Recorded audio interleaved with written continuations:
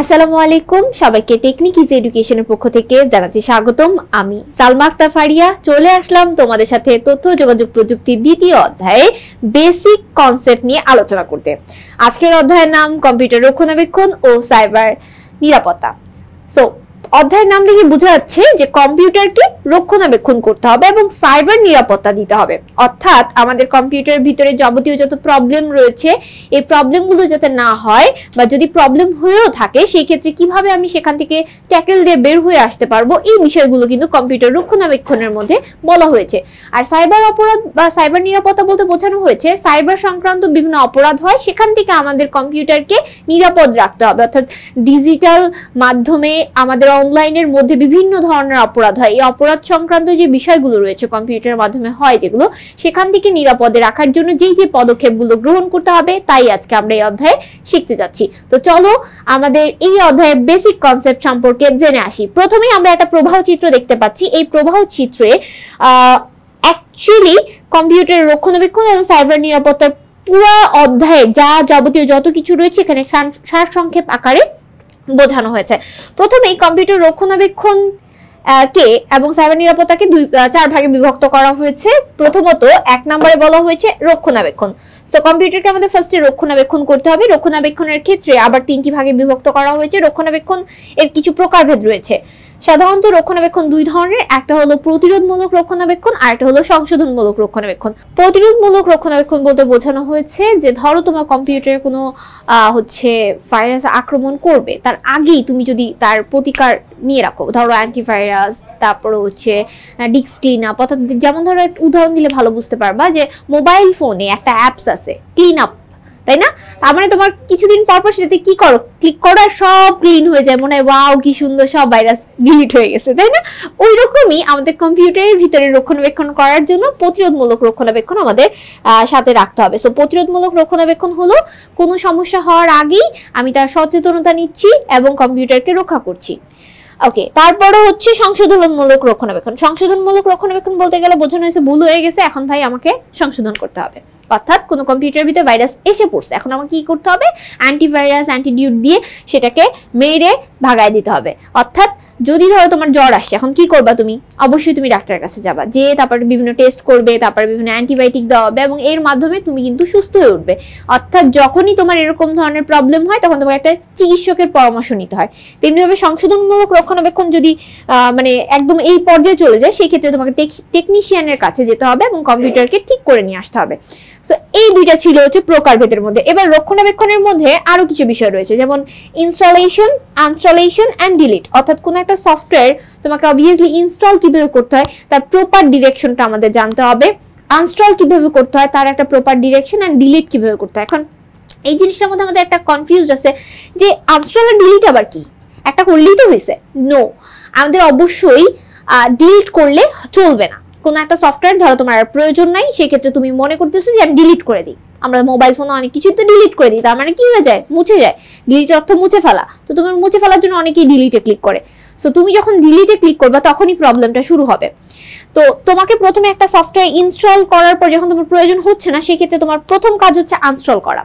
Uninstall করার পর কিছু অংশ আমাদের রেজিস্টার ফাইলে থেকে যায়, এই রেজিস্টার ফাইল থেকে আলাদাভাবে আমাদের রিসাইক্লিং বিন থেকে গিয়ে আমাদের উইন্ডোজ রান কমান্ড ক্লিক করে আরো বিভিন্ন প্রসিডিউর ক্লিক করে দেন তারপর ডিলিটে ক্লিক করতে হয়। এইভাবে সম্পূর্ণ রূপে আমাদের পুরো সফটওয়্যারের মধ্যে থেকে, মানে যে সফটওয়্যারটা আমি ডিলিট করতে যাচ্ছি, পুরো কম্পিউটারের ডিভাইসের মধ্যে থেকে ওই সফটওয়্যারটা ডিলিট হয়ে যায়। তার মানে আমাদের প্রথমত কি করতে হবে, কোনো একটা সফটওয়্যার যদি তোমার প্রয়োজন না হয় ফার্স্টে আনস্টল করতে হবে, দেন তারপর ডিলিটের অপশনে ক্লিক করতে হবে। তার আগে যদি তুমি এটা করো তাহলে কিন্তু তোমার প্রবলেম হবে কম্পিউটারের মধ্যে। তো এটা একটা খুবই গুরুত্বপূর্ণ বিষয় যেটা রক্ষণাবেক্ষণের মধ্যে খুব ইম্পর্টেন্ট একটা ভূমিকা রাখে।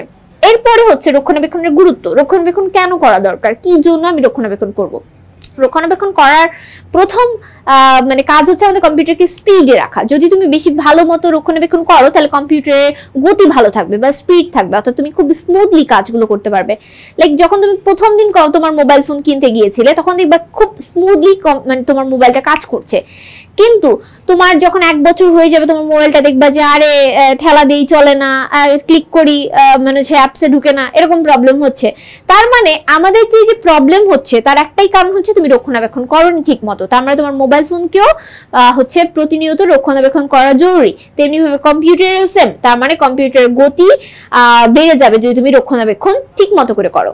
দ্বিতীয়ত আর কি হবে, এছাড়াও প্রয়োজনীয় ফাইলগুলো রেখে অপ্রয়োজনীয় ফাইলগুলো মুছে ফেলা। আমাদের এরকম হয় যখন আমরা কম্পিউটার বারবার ব্যবহার করি, তখন প্রতিবার যখন কম্পিউটার ওপেন করো তখনই তোমার টেম্পোরারি ফাইল অন হয়। সো টেম্পোরারি ফাইলের কিন্তু কোনো কাজ নেই। টেম্পোরারি ফাইল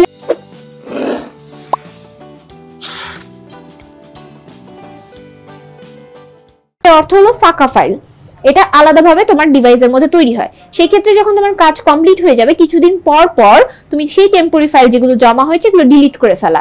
না হলে কি হবে, কম্পিউটারের স্পেস গুলো বেশি স্পেস সে জায়গা দখল করবে, এবং জায়গা দখল করার ফলে আমাদের কম্পিউটারের যেহেতু জায়গা কম, সেই ক্ষেত্রে কম্পিউটার স্লোলি চলবে। সেই ক্ষেত্রে আমাদের অপ্রয়োজনীয় ফাইলগুলো মুছে ফেলতে হবে। ভাইরাস থেকে মুক্তি পাওয়া যায় যদি আমি রক্ষণাবেক্ষণ করি, সেই ক্ষেত্রে আমাদের ওই যে antivirus, disk clean up and disk defragment ব্যবহার করব, তার ফলে ভাইরাস থেকে আমরা মুক্তি পেয়ে যাব।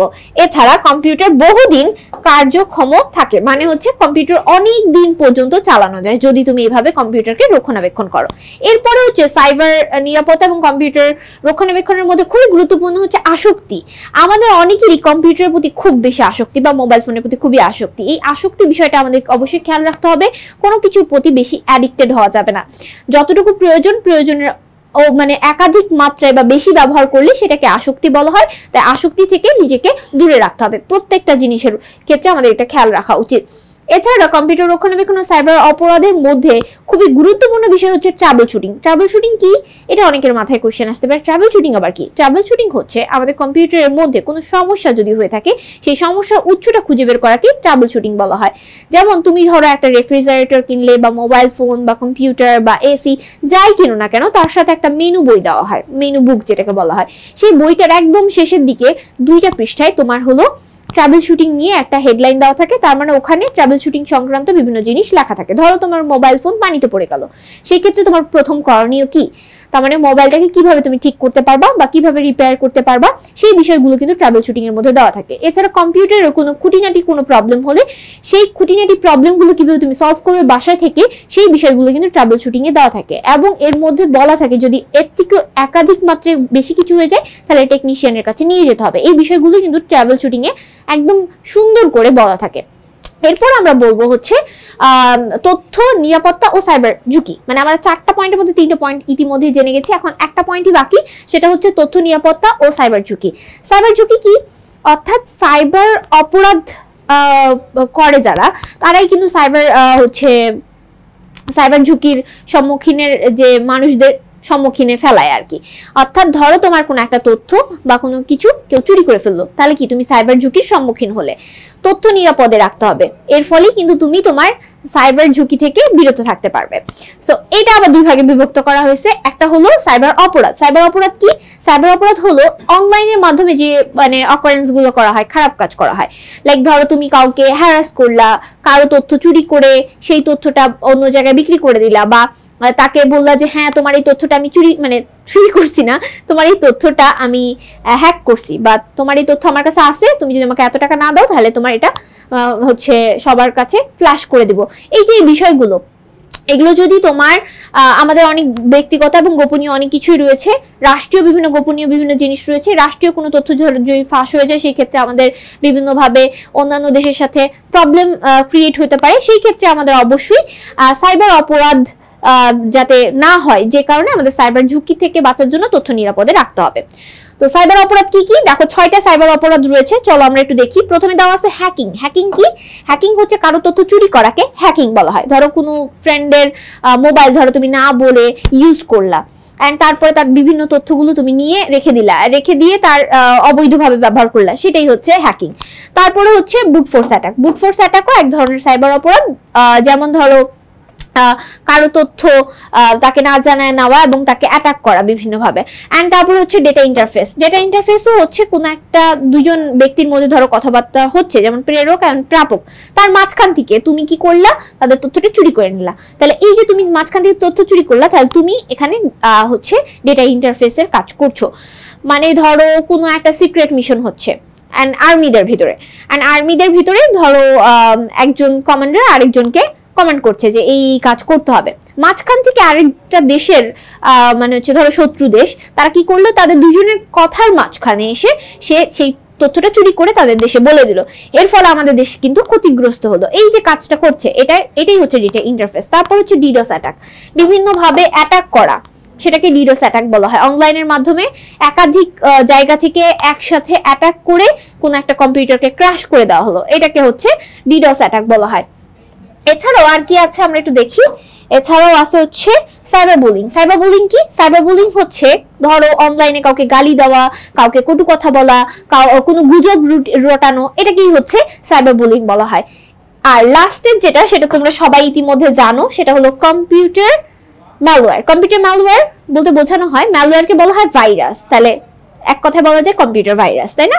আচ্ছা, কম্পিউটারের ভিতরে যে ভাইরাসগুলো আমাদের আক্রমণ করে থাকে এটাকে কম্পিউটার ভাইরাস বা কম্পিউটার ম্যালওয়্যার বলা হয়, যা আমাদের সাইবার অপরাধের অনেক গুরুত্বপূর্ণ হচ্ছে দিক বলা চলে, যে এটা আমাদের খুবই গুরুত্ব দিয়ে দেখতে হবে, এবং অ্যান্টিভাইরাস, অ্যান্টিডিউট এগুলো আমাদের ব্যবহার করতে হবে কম্পিউটারকে নিরাপদে এবং সাইবার ঝুঁকি থেকে মুক্তি পাওয়ার জন্য। এরপরে এটা ছিল সাইবার অপরাধের বিভিন্ন ধাপ। এখন আমরা বলবো তথ্য অধিকার আইন নিয়ে আলোচনা করব। সাইবার নিরাপত্তা এবং সাইবার ঝুঁকি থেকে বাঁচার জন্য আমাদের অবশ্যই তথ্য অধিকার আইন সম্পর্কে আমাদের সবাইকে জানতে হবে। তথ্য অধিকার আইন 2009 সালে চালু করা হয়। এখানে আমাদের বিভিন্ন ধরনের একজন নাগরিকের কতটুকু অধিকার রয়েছে তথ্য জানার, সেই বিষয় সম্পর্কে এখানে বলা আছে, এবং কতটুকু সে জানতে পারবে সেই বিষয়গুলো এখানে আমাদের প্রকাশ করা হয়েছে। ধরো তুমি একটা ফর্ম, মানে সরকারি চাকরি করবা, সেক্ষেত্রে সরকারি চাকরির একটা ফর্ম ফিল আপ করতে যাচ্ছ, বা কোনো জায়গায় তুমি একটা ফর্ম ফিল আপ করতে যাচ্ছ, ফর্ম ফিল আপের দাম হচ্ছে হয়তো 200 টাকা, বাট ওখানে যাওয়ার পর তুমি শুনতে পাচ্ছ যে এটার দাম হচ্ছে 400 টাকা। এখন কেউ বললো যে হ্যাঁ এটা 400 টাকা 400 টাকা, এখন তুমি বললে যে না আপনি আমাকে ঠকাচ্ছেন, আমি তথ্য অধিকার আইন থেকে জানতে পেরেছি, আমি অ্যাপস থেকে জানতে পেরেছি যে এটার প্রাইস হচ্ছে 200 টাকা। এখানে কিন্তু তারা তোমাকে আর ঠকাতে পারলো না, কারণ তুমি এখানে তোমার তথ্য জানার যে বাউন্ডারি সেটা তুমি জেনে আসছো, জেনে আসার ফলে তোমাকে আর কেউ হচ্ছে এই যে ঠকানো বা বাটপারি করে যে মানুষ তোমার টাকা মেরে খাবে, এই বিষয়গুলো থেকে তুমি মুক্তি পাচ্ছ, রেহাই পাচ্ছ। তার মানে তোমার তথ্য জানার ফলে তুমি কিন্তু বিভিন্ন জায়গা থেকে রিলিফ পাচ্ছ, বিভিন্ন সমস্যা থেকে বা বিভিন্ন প্রবলেম যে হচ্ছে সেই প্রবলেমটা তোমার ফেস করতে হচ্ছে না। তো এটাই ছিল আমাদের তথ্য অধিকার জানার নিয়ম এবং তথ্য নিরাপত্তা সাইবার ঝুঁকি সম্পর্কে আলোচনা। আজ আমরা আলোচনা করেছি তথ্য যোগাযোগ প্রযুক্তির কম্পিউটার রক্ষণাবেক্ষণ ও সাইবার নিরাপত্তা নিয়ে। আশা করি তোমরা বুঝতে পেরেছো। পরবর্তী পর্বে আবার দেখা হচ্ছে। আসসালামু আলাইকুম ওয়া রাহমাতুল্লাহি ওয়া বারাকাতুহু।